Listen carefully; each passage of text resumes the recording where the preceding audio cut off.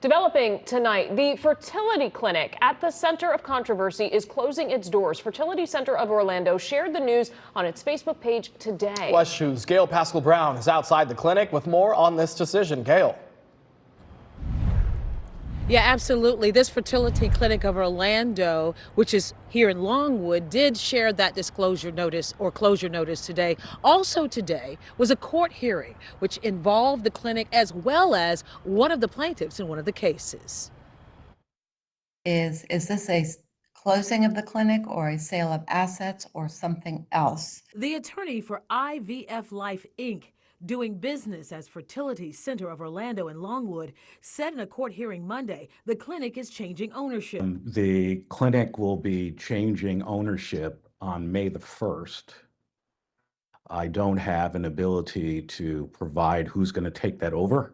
I know who it is, but I don't think it's appropriate in this hearing. But on its Facebook page, IVF Life Inc. said it would be closing its operations, and patients are encouraged to transition their care to CNY Fertility, which has several locations, 2 in Florida, Sarasota, and Hollywood. The notice also gave instructions about transferring cryopreserved specimens, including embryos, which must be completed no later than April 15th, be it with CNY or a provider of your choice. Last week, we told you about a lawsuit filed against IVF Life Inc., claiming it never properly screened another woman who is mentally ill for surrogacy. The complaint says the pregnancy ended with the infant's death 10 days after birth.